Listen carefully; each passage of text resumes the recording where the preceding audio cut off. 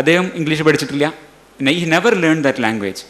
അപ്പോൾ 1819 അദ്ദേഹം കൽക്കട്ടയിൽ പോയപ്പോൾ അവിടെ ഇങ്ങനെ ഈ പാശ്ചാത്യ വൈദ്യശാസ്ത്രത്തിന് ഇങ്ങനെ വലിയ പ്രചാരം വരുന്നു. അദ്ദേഹത്തിന് ഇഷ്ടപ്പെട്ടില്ല. A legend tells that he left Calcutta in 1835 when he heard the 50-gun salute fired on the occasion of the first dissection by an Indian at the New Medical College. ആ പീരങ്കി വെടിയുണ്ടകൾ കേട്ടതോടെ അദ്ദേഹം കൽക്കട്ട ഉപേക്ഷിച്ചു. നമ്മൾ ബസ് മിസ്സായിപ്പോയി. നമ്മൾ ഇത് വേണ്ടി നമുക്ക് നമ്മുടെ യുക്തിയാശ്രയ വൈദ്യം ഇന്നും അത് തന്നെ തുടരുന്നു. നമ്മൾ ഒരിക്കലും പോയില്ല. ഇതിൻ്റെ വളരെ പരിഹാസ്യമായ ചിത്രം ഇതിൽ ഒരു അടുത്ത ജൂണിൽ വന്ന ഒരു മാതൃഭൂമി റിപ്പോർട്ടിൽ കാണാം. കായകൽപ്പ ചികിത്സയുടെ അനുഭവ സാക്ഷ്യമായി മഹന്ത് യുഗൾ സരൺരി മഹാരാജ് 45 ദിവസം അദ്ദേഹത്തിനെ ഇരുളടഞ്ഞ മുറിയിലിരുത്തി നെല്ലിക്ക കൊടുത്ത്, നെല്ലിക്ക കൊണ്ടുണ്ടാക്കി ചില മരുന്നുകൾ കൊടുത്ത് ഈ അദ്ദേഹത്തിൻ്റെ വാർദ്ധക്യത്തെ കൊഴിച്ച് കളഞ്ഞ് യുവത്വത്തിലേക്ക് വരാനുള്ള ഇത് ഗ്രന്ഥങ്ങളിൽ പറഞ്ഞിട്ടുള്ളതാണ്. ഗ്രന്ഥങ്ങളിൽ വിശ്വസിക്കുന്ന വ്യക്തിവ്യാപാശ്രയ വൈദ്യക്കാർ ഇതൊക്കെ വിശ്വസിച്ച് ഇതൊക്കെ ചെയ്യാണ്. ചെയ്ത് കഴിഞ്ഞിട്ട് പത്രത്തിൽ ഫോട്ടോ അടക്കം കൊടുക്കുകയാണ്. എന്നിട്ട് പറഞ്ഞാണ്, പുതിയ കറുത്ത രോമങ്ങൾ കിളിർക്കുകയും ഇളകിയിരുന്ന പല്ലുകളും അയഞ്ഞ മാംസപേശികളും ഉറക്കുകയും ചെയ്തതായും ചികിത്സ പ്രകാശപ്പെട്ടു. പക്ഷേ ഇതിലൊറ്റ കുഴപ്പമേ ഉള്ളൂ, ഒരു ചിത്രം കൊടുത്തു കളഞ്ഞു. അദ്ദേഹത്തിൻ്റെ മുഖത്ത് ഒരൊറ്റ രോമം കറുത്തതില്ല, തലയിൽ ഒരൊറ്റ മുടിയില്ല. ഈ പറയുന്നത് അടുത്ത് നിൽക്കുന്ന കറുത്ത മുടിയുള്ള ആളെക്കുറിച്ചാണോ നമ്മൾ തെറ്റിദ്ധരിച്ചു പോകും ചെറുപ്പക്കാരൻ്റെ? ഇതാണ് നമ്മുടെ യുക്തിവ്യാപാശ്രയ വൈദ്യത്തിന് പറ്റിയ സംഗതി. യുക്തിവ്യാപാശ്രയ വൈദ്യം എംപിരിസിസത്തിനെ പുണർന്നില്ല ഇന്ത്യയിൽ. നമ്മളിന്നും ആ പഴയ യുക്തിവ്യാപാശ്രയ വൈദ്യം. The first principle is that you must not fool yourself. സ്വയം വിഡ്ഢികളാക്കരുത്. ഇതാണ് സയൻസിൻ്റെ ആവശ്യം. ഇവരാരും ഈ ചെയ്ത് ഇവരെവിടെയായിരിക്കും ഈ കറുത്ത രോമ കണ്ടെത്തിയിട്ടുണ്ടാവുക എന്നുള്ള ഞാനിങ്ങനെ അത്ഭുതപ്പെടുന്നു. അവർ manufacturing false experiences and memories. അതൊക്കെ മനുഷ്യന് സാധിക്കും. വേണമെങ്കിൽ നിങ്ങൾ ഒന്നിനങ്ങ് വിശ്വസിച്ചാൽ അതിന് വേണ്ട തെളിവുകൾ നിങ്ങളെ തേടിയെത്തും എന്നാണ് പോകുന്നത്. ഇതാണ് വിശ്വാസത്തിൻ്റെ ഒരു അടിസ്ഥാന സ്വഭാവം. തെളിവുണ്ടാക്കാൻ ഒരു പ്രയാസവുമില്ല. പോസിറ്റീവായ തെളിവുകൾ ഉണ്ടാക്കാൻ ഒരു സംഗതിക്കും ഒരു പ്രയാസവുമില്ല. ഇവിടെ നമ്മൾ ഫോട്ടോ അടക്കം വെച്ചുകൊണ്ടാണ് ചികിത്സകർ അവകാശപ്പെടുന്നത്. കറുത്ത മുടി വന്നു, അയഞ്ഞ മാംസപേശിൽ കുറച്ച് 6 പാക്സ് അബ്ഡമനായി, അതിനെ വയറ് നമ്മൾ കണ്ടു.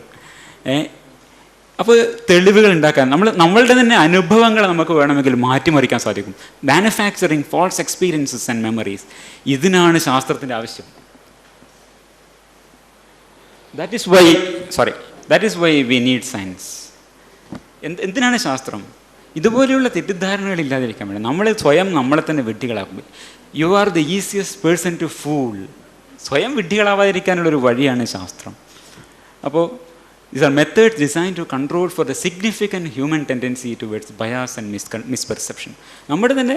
അപ്പോൾ അതുകൊണ്ട് നേരത്തെ ഡോക്ടർ അഗസ്റ്റസ് പറഞ്ഞതുപോലെ ഇതാണ് ഈ നമ്മളുടെ ബയാസ് ആൻഡ് മിസ്പെർസെപ്ഷൻസ് ഈ രീതിയിൽ നമ്മളെ തെറ്റിദ്ധരിപ്പിക്കുന്നതുകൊണ്ടാണ് നമുക്ക് ശാസ്ത്രത്തിൻ്റെ ആവശ്യം വരുന്നത്. ഹോമിയോപ്പതിയെക്കുറിച്ചാണ് പറയാനുള്ളത്. ഞാൻ വിചാരിക്കുന്നത് അത് നമുക്ക് തൽക്കാലം നിർത്തിവെക്കാം എന്നാണ്. കാരണം ഒരുപാട് സമയമാകും. ഹോമിയോപ്പതിയുടെ ഭാഗം ഞാൻ തൽക്കാലം വിടുകയാണ്. അത് അഗസ്റ്റസ് മോറിസ് പറഞ്ഞിട്ടുണ്ട്. അതിലൊരു പോയിന്റ് നിങ്ങളൊന്ന് ഓർമ്മിപ്പിക്കട്ടെ. എങ്ങനെയാണ് ഹോമിയോപ്പതി ഉണ്ടായത്? ഒരു വലിയ തെറ്റിദ്ധാരണയുടെ പുറത്തുണ്ടാക്കിയ ഒരു സിദ്ധാന്ത സൗധമാണ് ഹോമിയോപ്പതി. അദ്ദേഹത്തിൻ്റെ ഒരു വ്യക്തിപരമായ അനുഭവത്തിൻ്റെ പുറത്ത്. ഡോക്ടർ അഗസ്റ്റസ് പറഞ്ഞല്ലോ, അത് അദ്ദേഹത്തിന് അലർജി ഉണ്ടായിരുന്നു, ക്വിനൈനോട് അലർജി ഉണ്ടായിരുന്നു. അതുകൊണ്ട് അല്ലെങ്കിൽ ഈ 4 ഗ്രാം എന്നാണ്, 4 ഗ്രാം സിങ്കോണ ബാർക്ക് കഴിച്ചു എന്നാണ്. സിങ്കോണ ബാർക്ക് ന്യൂട്ടന് ആപ്പിൾ പോലെയും ഗലീലിയോവിന് ആടിക്കളിക്കുന്ന തൂക്കുവിളക്കുകൾ പോലെയുമാണ് ഹനുമാൻ സിങ്കോണ ബാർക്ക് എന്നാണ് പറയുക. അദ്ദേഹം അത് കഴിച്ചവിടെ പുതിയ ശാസ്ത്രശാഖ.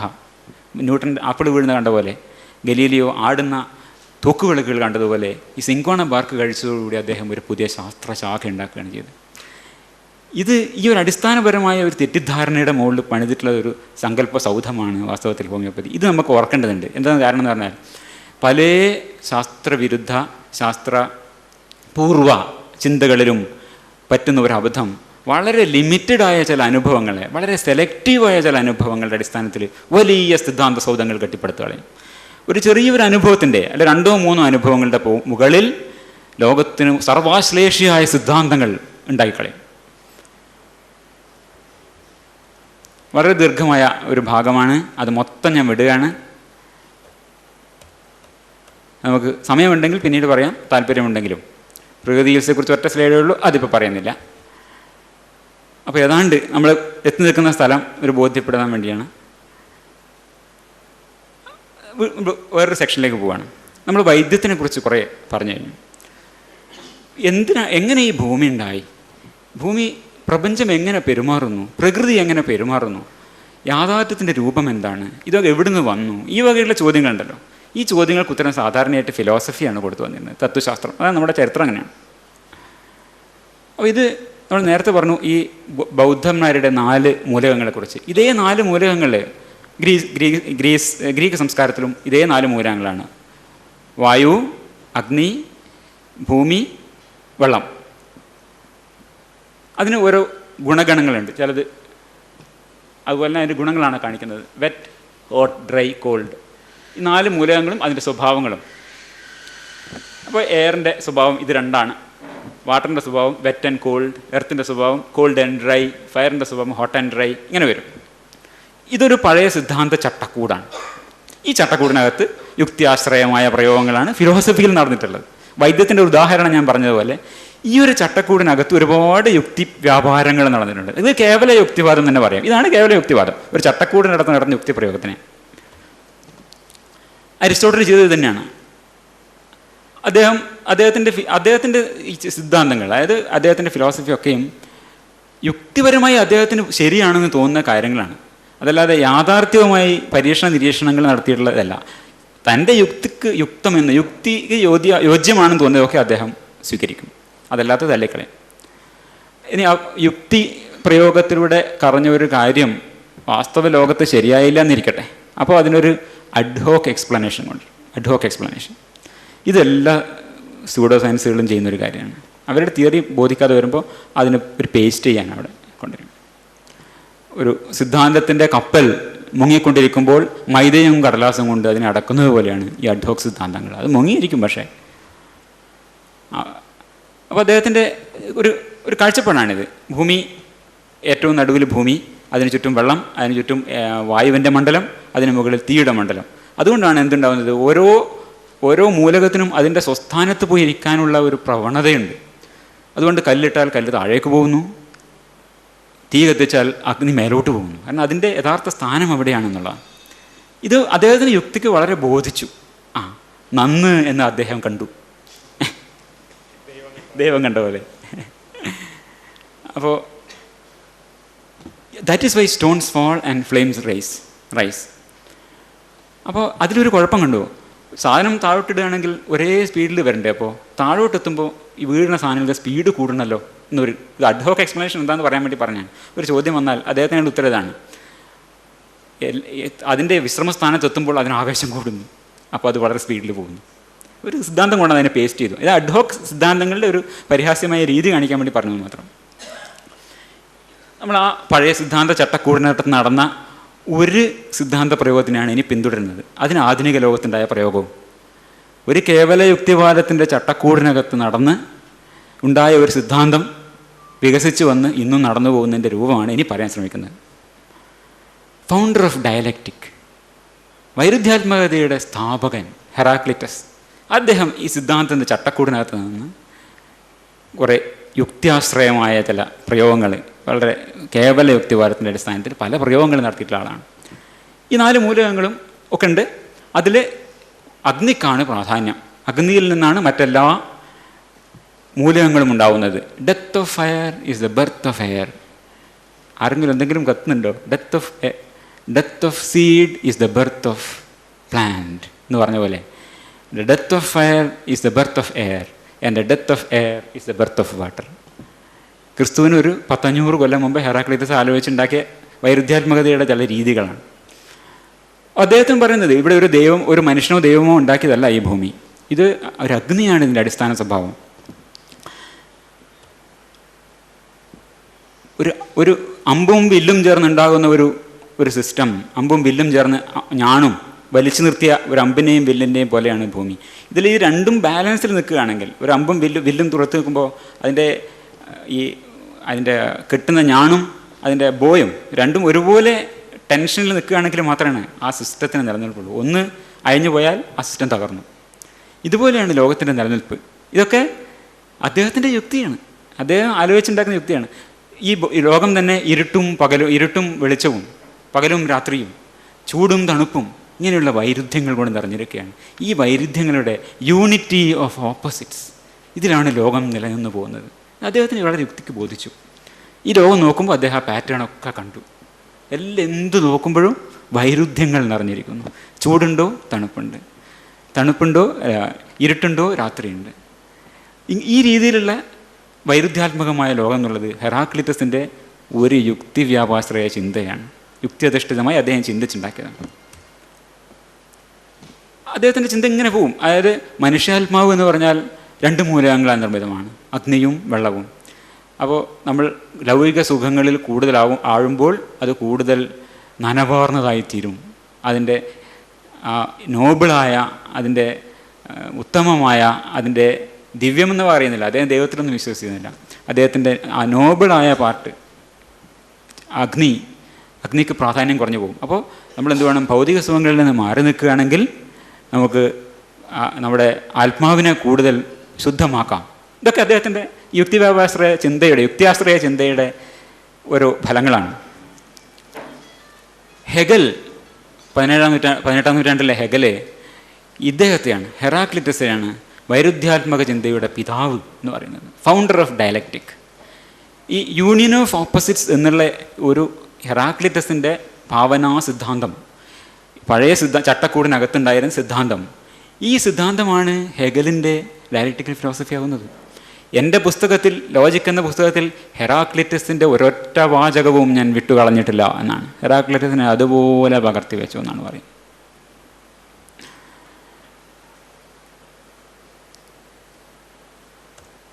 ഹെഗൽ പറയുന്നത് തന്നെ. അപ്പോൾ in brief, dialectics can be defined as the doctrine of the unity of opposites. ഇത് ലെനിൻ പറയുന്നത്. ഹെഗലിൻ്റെ ഡയലക്റ്റിക്സിൻ്റെ സമ്മറിയിൽ ലെനിൻ പറയുന്നതാണ്, dialectics can be defined as the doctrine of unity of opposites. ഈ വൈരുദ്ധ്യങ്ങളുടെ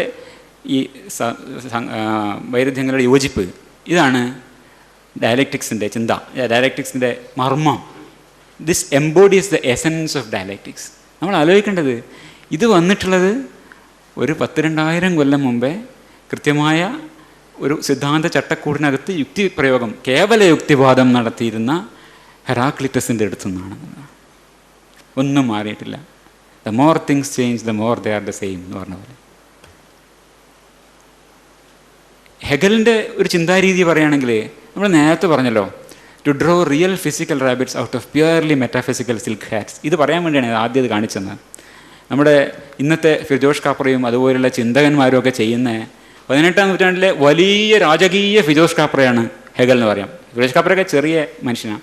അതിൻ്റെ വലിയൊരു കോപ്പി ആണ് 18ാം നൂറ്റാണ്ടിലെ ഹെഗൽ എന്ന് പറഞ്ഞാൽ ഏതാണ്ട് മനസ്സിലാവും. 2000 കൊല്ലം മുമ്പേ എഴുതിയിട്ടുള്ള പുസ്തകങ്ങളിൽ നിന്ന് തൻ്റെ വൈരുദ്ധ്യാത്മക ചിന്ത ഉപയോഗിച്ച് ഒരു 100 കൊല്ലം മുമ്പ് മാത്രം ന്യൂട്ടനൊക്കെ കണ്ടുപിടിച്ചിട്ടുള്ള കാര്യങ്ങൾ അദ്ദേഹം ഡിറൈവ് ചെയ്ത് കളയും, ന്യൂട്ടൻ്റെ സഹായം ഇല്ലാതെ. എല്ലാ ശാസ്ത്രവും, അന്ന് നിറവിലുണ്ടായിരുന്ന എല്ലാ ശാസ്ത്രവും അദ്ദേഹം പുരാതന ഗ്രന്ഥങ്ങളിൽ നിന്ന് എക്സ്കവേറ്റ് ചെയ്ത് പൊക്കിയെടുത്തിട്ടുണ്ട്. ഫിജോഷ് കാപ്രയൊക്കെ ചെയ്യുന്ന പോലെ, ബിഗ് ബാങ് തിയറിയെ വേദങ്ങളിൽ കൊണ്ട് കെട്ടുന്നത് പോലെ പഴയ പുസ്തകങ്ങളിൽ നിന്ന് പുതിയ ശാസ്ത്ര സത്യങ്ങൾ കുഴിച്ചെടുത്തിട്ടുള്ളൊരു മനുഷ്യനാണ് ഹെഗൽ. ഈ ഹെഗലിനെ പക്ഷേ എംഗൽസിനൊക്കെ വളരെ ബഹുമാനമാണ്. നമ്മൾ എംഗൽസിൻ്റെ ഏത് ബുക്ക് എടുത്ത് നോക്കിയാലും ഹെഗലിനെ കുറിച്ച് പറഞ്ഞാൽ അവസാനിക്കില്ല. For the first time, the whole world, natural, historical, intellectual is represented as a process. അത് ഈ ഒരു അതിൻ്റെ ഗ്രേറ്റ് മെറിറ്റാണ് ജർമ്മൻ ഫിലോസഫിയിലെ ഈ ഹെഗലിയൻ സിസ്റ്റത്തിനെ പുകഴ്ത്തുന്നത് കണ്ട അന്തമില്ല. 1000 നാവുള്ള അനന്തന് പോലും പോരാ, അത്രയും ഹെഗലിനെ കുറിച്ച് പുകഴ്ത്തിക്കൊണ്ടേയിരിക്കും എംഗൽസ്. നമ്മൾ ഒരുപാട് ഉദാഹരണങ്ങൾ ഒന്നിനെണ്ണം ഞാൻ എടുത്തു മാത്രം. ഇത് universally valid form of general law, അതായത് ഒരു സർവസ്പർശമായ, പ്രകൃതിക്കാവട്ടെ സമൂഹത്തിനാവട്ടെ ചിന്തക്കാവട്ടെ ഇതിനെയൊക്കെ ബാധിക്കുന്ന പൊതു നിയമമാണ്. ഇത് ഹെഗൽ ഉണ്ടാക്കിയത് is N act of historic importance എന്നാണ് എംഗൽസ് പറയാം. അപ്പോൾ എല്ലാം ഇതിവിടെ എത്ര ഹെഗലിയൻ ലോ എന്ന് തന്നെയാണ് പറയാം. നമ്മൾ വൈരുദ്ധ്യാത്മക ബോധ്യവാദം പറയുന്ന ആൾക്കാർ പറയും ഹെഗലിൻ്റെ എന്തോ വളരെ വ്യത്യസ്തമാണ് എംഗൽസിൻ്റെ എന്ന്. തോന്നുന്നില്ല, വളരെ ആവർത്തിച്ച് പറയുന്നുണ്ട് Hegelian law, finally the Hegelian law തന്നെ പറയാം. അത് ഒരു വ്യത്യാസവും അദ്ദേഹം വരുത്തിയിട്ടില്ല. പഴയ ഹെറാക്ലിറ്റസിൻ്റെ അടുത്ത് നിന്ന് എങ്ങനെയാണ് ഹെഗൽ ഇത് പകർത്തിയെടുത്തത് അത് തന്നെയാണ് എങ്കിലും ചെയ്തിട്ടുള്ളൂ. അദ്ദേഹം അതിനെ തല തിരിച്ച് നിർത്തിയിട്ടില്ല എന്നാണ് ഞാൻ പറയുന്നത്. അദ്ദേഹം അങ്ങനെ അവകാശപ്പെടുന്നുണ്ടെങ്കിലും. അപ്പോൾ വീണ്ടും ഹെഗലിനെ പുകഴ്ത്തുന്ന കാണാം. അത്രയോ അനേകം individual illustrations from nature and history of the dialectical laws. അതാണ് വൈരുദ്ധ്യത്തിൻ്റെ നിയമങ്ങൾക്ക് പ്രകൃതിയിൽ നിന്നും ചരിത്രത്തിൽ നിന്നും അനേകം ഉദാഹരണങ്ങൾ അദ്ദേഹം എടുത്തു നിരത്തി. ഹെഗലിനെ കുറിച്ച് പറയുന്നതാണ്. ഈ എടുത്തു നിരത്തലാണ് നമ്മൾ പറഞ്ഞത്. ഇതാർക്കും സാധിക്കും. ഉദാഹരണങ്ങൾ എടുത്തു നിരത്താൻ വളരെ എളുപ്പമാണ്. നിങ്ങൾ അതിനെ അന്വേഷിക്കുകയാണെങ്കിൽ ഉദാഹരണങ്ങൾ കണ്ടെത്താൻ ഒരു പ്രയാസവുമില്ല. വിശ്വാസമുണ്ടോ? ഉദാഹരണമുണ്ട്, കിട്ടും, പ്രശ്നമില്ല.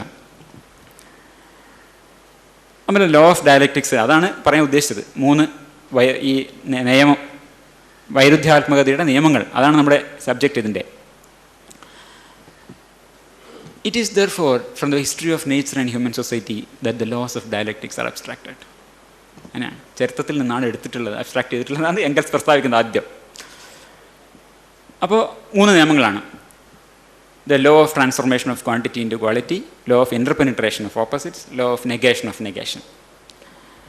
ഇത് ഡെവലപ്പ് ചെയ്തത് all 3 are developed by Hegel in his idealist fashion. Engels ഇതൊന്നും ഡിറൈവ് ചെയ്തത് റിസർച്ച് ചെയ്തിട്ടൊന്നുമല്ല. നമ്മുടെ നാച്ചുറൽ സയൻസിലോ ഫിസിക്കൽ സയൻസിലോ ഏതെങ്കിലും ഗവേഷണം നടത്തിയല്ല എംഗൽസ് ഈ നിയമങ്ങൾ കണ്ടെത്തിയെന്നുള്ളത് നമ്മൾ ശ്രദ്ധിക്കേണ്ടതുണ്ട്. He copied them from Hegel എന്ന് കോപ്പി ചെയ്യാൻ മാത്രമേ ചെയ്യുള്ളൂ. അതിലധികം അദ്ദേഹം അവകാശപ്പെട്ടിട്ടില്ല. ഒറ്റ അവകാശവാദമുണ്ട്.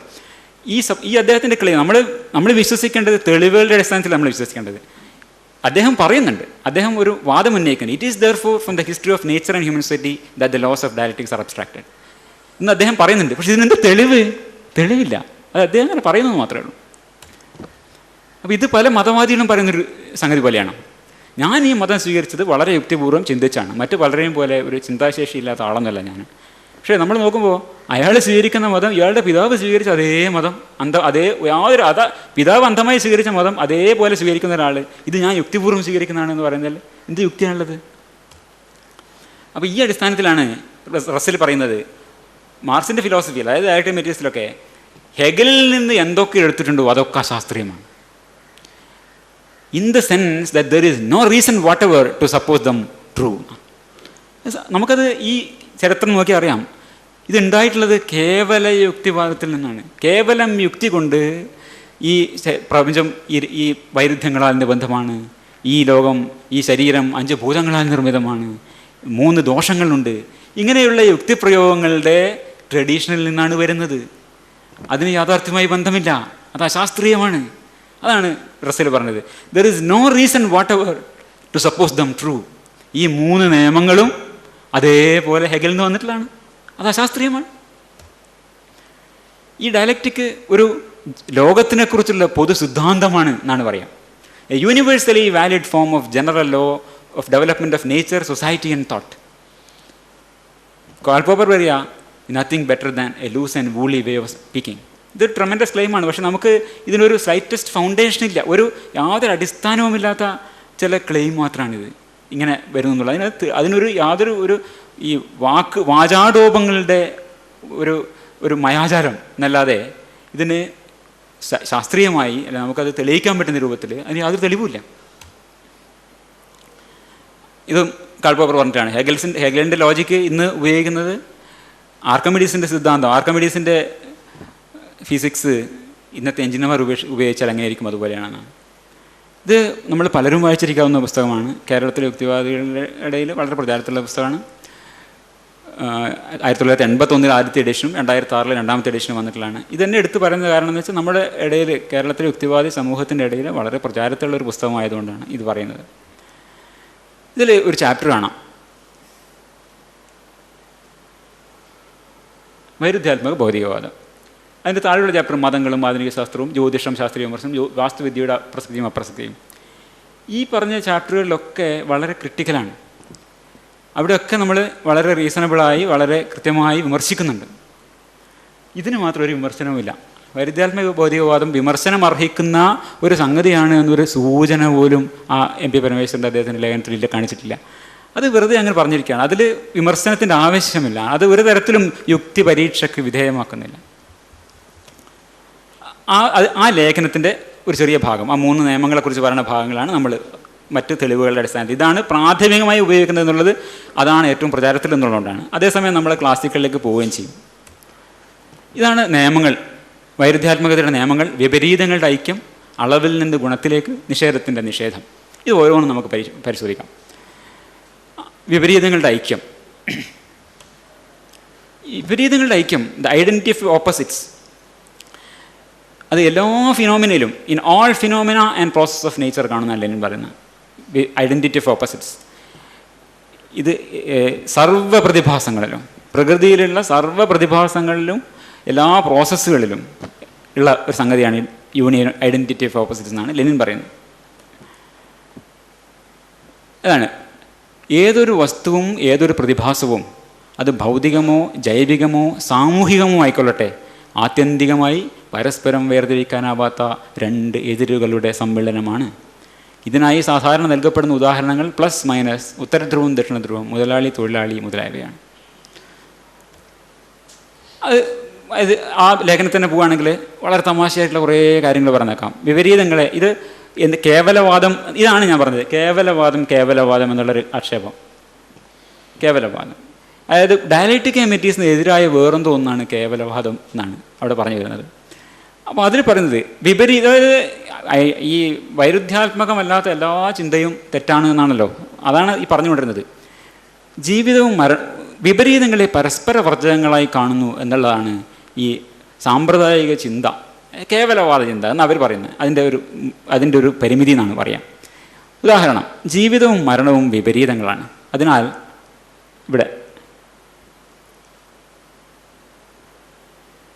അതിനാൽ ഒരേ വസ്തുവിൽ അവർക്ക് ഒരുമിച്ച് കുടികൊള്ളാൻ പറ്റില്ല എന്ന് അവർ വാദിക്കുന്നു. എന്നാൽ ജീവിച്ചുകൊണ്ടിരിക്കുന്ന നമ്മുടെ ശരീരത്തിനുള്ളിൽ ഓരോ സെക്കൻഡിലും ലക്ഷക്കണക്കിന് കോശങ്ങൾ മരിക്കുന്നുണ്ട് എന്ന് ജീവശാസ്ത്രം നമ്മെ പഠിപ്പിക്കുന്നു. അപ്പോൾ എന്താണ്? ജീവിതവും മരണവും വിപരീതങ്ങളാണ്. ഈ ജീവിതവും മരണവും വിപരീതങ്ങളാണെന്ന് റിച്ചാർഡ് ഡോക്കിൻസ് പറഞ്ഞിട്ടുണ്ടോ? ഇത് അവർ തന്നെ ആരോപിക്കുക. അത് അവരെന്നെ എൻ്റെ ഭാഗം ഇങ്ങനെ പറയുന്നു, മറ്റേ ഭാഗം ഇങ്ങനെ പറയുന്നു എന്ന് അവർ തന്നെ ഇരുന്ന് പറയുന്നു. ഇതൊന്നും ആരും പറഞ്ഞിട്ടില്ല. ശാസ്ത്രം പറയുന്നുണ്ട് ജീവിതവും മരണവും വിപരീതങ്ങളാണെന്ന്. ഡെന്നറ്റിൻ്റെ പുസ്തകത്തിലോ റിച്ചാർഡ് ഡോക്കിൻസ് നമ്മൾ വായിക്കുന്ന ഒരു പുസ്തകത്തിലും നമ്മളാരും കണ്ടിട്ടില്ല. ഇതാണ് ട്രഡീഷണലായ ഒരു ബയോളജിസ്റ്റും പറയാത്തൊരു കാര്യമാണത്. അത് പറയുന്നു എന്ന് ആരോപിക്കാം. ഈ വൈരുദ്ധ്യങ്ങൾ ഉണ്ട് എന്ന് മനസ്സിൽ വിചാരിക്കുന്നവരൊക്കെ വൈരുദ്ധ്യങ്ങളായി തോന്നുകയും ഈ വൈരുദ്ധ്യങ്ങൾ മറ്റവൻ നിഷേധിക്കുന്നു പറയും. ഇതൊന്നും നമ്മളാരും പറഞ്ഞിട്ടില്ല, ഒരു ശാസ്ത്രത്തിനും പറഞ്ഞിട്ടില്ല ജീവിതവും മരണവും വിപരീതമാണ്. ഇത് അവരുടെ ഇങ്ങനെ ദ്വന്ദ്ങ്ങളെ കാണുന്നവരാണ് ഇത് തമ്മിൽ ബന്ധമുണ്ടോ, ഇത് ബന്ധമില്ലേ എന്നൊക്കെ ആലോചിക്കുന്നത് അവരുടെ അടിസ്ഥാനപരമായ പ്രശ്നങ്ങളാണ്. ഒരുപാട് കാര്യങ്ങൾ, തമാശയായിട്ടുള്ള കാര്യങ്ങളുണ്ട്. നമ്മുടെയൊക്കെ മനസ്സുകളിൽ ആഴത്തിൽ വേരുവഴിക്കുന്ന സനാതനത്വം ഇതിൻ്റെ പ്രതിഫലനമാണ്. അങ്ങനെയാണ് ഗുരുത്വാകർഷണ നിയമത്തിന് സാർവത്രികവും സാർവകാലികവുമായ സാധ്യത നൽകുന്നത്. അത് പാടില്ലെന്നാ. ഗുരുത്വാകർഷണ നിയമത്തിന് സാർവത്രികവും സാർവകാലികവുമായ സ്വാധീനത ഇല്ല എന്നാണ് പറയുന്നത്. ഗാലക്സി കൂട്ടങ്ങൾക്കും അണുകേന്ദ്രങ്ങൾക്കും അവർ ഒരുപോലെ സാധുവായി കരുതുന്നു എന്ന് പറയുന്നത്, ഒരുപോലെ സാധുവായി കരുതുന്നു, അത് തെറ്റാന്നാണ് പറയുന്നത്. ഇവിടെ ഇതിനൊരു തമാശ ഉണ്ട്, അത് നമുക്ക് അവസാനം പറ്റിയ നേരം കൊണ്ട് പറയാം. അവർ തമാശ പറയാൻ വേണ്ടി അവിടെ വെച്ചെന്നുള്ളൂ, ഇടയ്ക്കൊരു തമാശ വേണമല്ലോ. അപ്പോൾ ഇത് ഈ പറഞ്ഞൊരു തമാശയാണെങ്കിലും ഈ പേജിൽ പറയുന്നത് നേരത്തെ ഞാൻ പറഞ്ഞു, ഈ ജീവിതവും മരണവും രണ്ടാണ്, അത് തമ്മിൽ ഒരിക്കലും പൊരുത്തപ്പെടുന്നില്ല എന്ന് കേവലവാദം, അതായത് നമ്മൾ ട്രഡീഷണൽ ആയിട്ടുള്ള ലോജിക്ക് പറയുന്നു എന്ന് പറയുന്നത് തെറ്റാണ്. പക്ഷേ ഇത് ശരിയാണ്. ഈ വൈരുദ്ധ്യരാഹിത്യ തത്വം, ലോ ഓഫ് നോൺ കോൺട്രഡിക്ഷൻ, ഇത് ലോജിക്കൽ അടിസ്ഥാനപരമായിട്ടുള്ളൊരു തത്വമാണ്. അത് ശരിക്കും പറയുന്നൊരു സംഗതിയാണ്. ഒരു വസ്തുവിന് ഒരേ സമയം അതും അതിൻ്റെ വിപരീതവും ആവാൻ പറ്റില്ല. പക്ഷേ ഇത് ഡയലക്റ്റിക്സുകാരൻ്റെ ഒരു വളരെ വളരെ വളച്ചൊടിച്ച ഒരു വേർഷനാണ്. അതിലേക്ക് നമ്മൾ വരും. അങ്ങനെയല്ല അതിൻ്റെ ശരിക്കുള്ള വാക്ക്. അപ്പോൾ ഇതിൻ്റെ കാരണം, ഒരു വസ്തുവിന് ഒരേ സമയം അതും അതിൻ്റെ വിപരീതവും ആകാൻ പറ്റില്ല എന്ന വൈരുദ്ധ്യരാഹിത്യ നിയമം ഉണ്ടല്ലോ ട്രഡീഷണൽ ലോജിക്കലി. എന്നാൽ യഥാർത്ഥത്തിൽ എന്താണ്? അതുകൊണ്ട് തന്നെ അതൊന്നും ശരിയല്ല, ഈ ട്രഡീഷണൽ ലോജിക്ക് ശരിയല്ല. അതുകൊണ്ട് തന്നെ എന്തും ഒരേ സമയത്ത് തന്നെ അതായിരിക്കുകയും അല്ലാതിരിക്കുകയും ചെയ്യുന്നു. വിപരീതങ്ങൾ വേർതിരിക്കാനാവാത്ത വിധം ഒന്നിച്ചിരിക്കുന്നു എന്നാണ്. ഇത് വളരെ ശ്രദ്ധിക്കേണ്ട ഒരു കാര്യമാണ്. എന്തും ഒരേ സമയത്ത് തന്നെ അതായിരിക്കുകയും അതല്ലാതിരിക്കുകയും ചെയ്യുന്നു. ഇതാണ് യൂണിറ്റി ഓഫ് ഓപ്പോസിറ്റ്സ്. വലിയൊരു ഫിലോസഫി സിദ്ധാന്തം. ഇതിനാണ് പരിശോധിക്കാൻ ശ്രമിക്കുന്നത് നമ്മൾ. ഈ ലോ ഓഫ് നോൺ കോൺട്രഡിക്ഷൻ ഇതാണ്. അത് ലോജിക്കിൻ്റെ ഒരു അടിസ്ഥാനപരമായിട്ടുള്ളൊരു തത്വമാണ്. രണ്ട് പ്രപ്പോസിഷൻസ് നമ്മൾ പറഞ്ഞാൽ, രണ്ട് വാക്കുകൾ, രണ്ട് വാചകങ്ങൾ, രണ്ട് പ്രപ്പോസിഷൻസ് ഉന്നയിച്ചാൽ അത് പരസ്പരം വിരുദ്ധമാണെങ്കിൽ അത് രണ്ടും ഒരേ സമയത്ത് ശരിയാവില്ല. ഇതിനടിസ്ഥാനമായിട്ടുള്ള ഒരു ലോജിക്കിൻ്റെ ഒരു നിയമമാണ്. പുറത്ത് മഴ പെയ്യുന്നു, പുറത്ത് മഴ പെയ്യുന്നില്ല. ഈ രണ്ട് പ്രസ്താവനകൾ, ഇത് രണ്ടും ഒരേ സമയത്ത് ശരിയാവാൻ സാധ്യമല്ല. അത് ശരിയാവണമെങ്കിൽ ഇവിടെ മഴ പെയ്യുന്നു, മണ്ണുത്തിയിൽ മഴ പെയ്യുന്നില്ല, അങ്ങനെ ശരിയാവാം. പക്ഷെ നമ്മൾ ഒരേ വസ്തുവിനെക്കുറിച്ച്, ഒരു വസ്തുവിനും അതേ സമയത്ത് തന്നെ അതായിരിക്കാം, അതാണല്ലോ ഇപ്പോൾ, ഒരു വസ്തുവിന് ഒരേ സമയത്ത് തന്നെ അതായിരിക്കുകയും അതല്ലാതിരിക്കുകയും ചെയ്യണമെന്നാണ്. അപ്പോൾ ഈ ലോ ഓഫ് നോൺ റെഗുലേഷൻ ശരിയല്ലെന്നാണ് അതേ പറഞ്ഞത്. വൈരുദ്ധ്യരാഹിത്യ നിയമം, ട്രഡീഷണൽ ലോജിക്കിൽ പറയുന്ന വൈരുദ്ധ്യരാഹിത്യ നിയമം ശരിയല്ല എന്നാണ് ആദ്യമേ ഡയലക്ടിക്സുകാരൻ പറഞ്ഞ് ഉറപ്പിച്ചിരിക്കുന്നത്. ഇത് തള്ളിപ്പറഞ്ഞുകൊണ്ട് ഒരു ശാസ്ത്രം സാധ്യമല്ല. രണ്ട് പ്രസ്താവനകൾ പരസ്പര വിരുദ്ധമാണെങ്കിൽ അത് രണ്ടും ഒരേ സമയത്ത് ശരിയാവില്ല എന്നുള്ള അടിസ്ഥാനപരമായത് അത് വിട്ടുകളിയില്ല. അത് വിട്ടാൽ ശാസ്ത്രം സാധ്യമല്ല. അത് ഈ ഒരു തെറ്റായ പ്രസ്താവനയും ശരിയായ പ്രസ്താവനയും വേർതിരിച്ചറിയാൻ നമുക്കുള്ളൊരു വഴി അതാണ്. അപ്പോൾ ഇങ്ങനെ ഒരു കോൺട്രഡിക്ഷൻ, ഇങ്ങനെ ഒരു വൈരുദ്ധ്യത്തെ നമ്മൾ ആക്സെപ്റ്റ് ചെയ്ത് കഴിഞ്ഞാൽ ശാസ്ത്രം, ഓൾ സയൻസ് വുഡ് കൊളാപ്സ്. കാരണം ലോ ഓഫ് നോൺ കോൺട്രഡിക്ഷനിലാണ് ഇതിൻ്റെ അടിസ്ഥാനം വരുന്നത്. രണ്ട് പ്രസ്താവന, ഇത് വളരെ കോമൺ സെൻസ് ആണ്. രണ്ട് പ്രസ്താവനകൾ ഒരേ വസ്തുവിനെ കുറിച്ച് രണ്ട് പ്രസ്താവനകൾ ഒരേ സമയത്തുണ്ടായി, രണ്ടും പരസ്പര വിരുദ്ധമാണെങ്കിൽ രണ്ടും ശരിയാവില്ല. വളരെ കോമൺ ലോജിക്കാണ്. അപ്പോൾ ഇനി നമുക്ക് ഉദാഹരണങ്ങളിലേക്ക് പോവാം. പല ഉദാഹരണങ്ങളും പറയും. ഉദാഹരണങ്ങൾ പ്ലസ് മൈനസ്, ഉത്തരധ്രുവം ദക്ഷിണധ്രുവം എന്നൊക്കെയാണ്. നമ്മൾ രാഷ്ട്രീയമോ അതിൻ്റെ സാമ്പത്തികമോ വശങ്ങളിലേക്ക് വളരെ ബോധപൂർവ്വം ഞാൻ കടക്കുന്നില്ല. അതിൻ്റെ ശാസ്ത്രീയ വശങ്ങളിൽ മാത്രം കഴിയുന്നതും 99% അത് തന്നെ നിലനിർത്താനാണ് ശ്രമിക്കുന്നത്. നമ്മൾ ശാസ്ത്രമാണ് നമ്മുടെ concern. Defending science is defending civilisation. ഇന്ന് ബാബു ഗോഗൈൻ പറഞ്ഞ വാചകം എനിക്ക് വളരെ വളരെ വളരെ ഒരു എന്താ പറയുക, വളരെ സത്യമാണ് ഒരു കാര്യമാണ്. Defending science is defending civilisation. ഞാനിവിടെ ശ്രമിക്കുന്നത് ശാസ്ത്രത്തിനെ ഡിഫെൻഡ് ചെയ്യാനാണ്. ഇത് വളരെ അശാസ്ത്രീയമായ, ശാസ്ത്രത്തിൻ്റെ അടിസ്ഥാന നിയമങ്ങളെ തന്നെ ചോദ്യം ചെയ്യുന്ന ഒരു തെറ്റായ അശാസ്ത്രീയമായ ഒരു രീതി, ഒരു വലിയ ചിന്താരീതി എന്നുള്ള നിലയിൽ പ്രചരിപ്പിക്കുകയും അതിന് ഒരു ജനവിഭാഗത്തിൻ്റെ സപ്പോർട്ട് ഉണ്ടെന്നുള്ളതുകൊണ്ട് നമുക്ക് അതിനെതിരെ പറയാൻ പറ്റാത്ത അവസ്ഥയുള്ളതുകൊണ്ട് വെറുതെ പറഞ്ഞു നോക്കുകയാണ്. അപ്പോൾ ഈ പല ഉദാഹരണങ്ങൾ, ഈ പറഞ്ഞ ഉദാഹരണങ്ങളൊക്കെ, ഈ പ്ലസ് മൈനസ് അല്ലെങ്കിൽ ഉത്തരധ്രുവം ദക്ഷിണധ്രുവം, ഈ ഉദാഹരണങ്ങളൊക്കെ പരമാവധി വന്നാൽ ഒരു പ്രപഞ്ചത്തിൽ ചില സാധനങ്ങൾക്ക് പൊളാരിറ്റി, ധ്രുവത എന്ന സ്വഭാവമുണ്ട്. ഇപ്പോൾ കാന്തത്തിനാണെങ്കിൽ ഒരു സൗത്ത് പോൾ നോർത്ത് പോൾ ഉണ്ട്, ശരിയാണ്. രണ്ട് തരം ചാർജുകളുണ്ട്, പോസിറ്റീവ് നെഗറ്റീവ് ചാർജുകളുണ്ട്, ശരിയാണ്. ഇങ്ങനെ പ്രകൃതിയുടെ ചില ഭാഗങ്ങളിൽ ചില പൊളാരിറ്റി ഉണ്ട്. അതിനെ മാത്രമേ ഈ ഉദാഹരണം കൊള്ളൂ.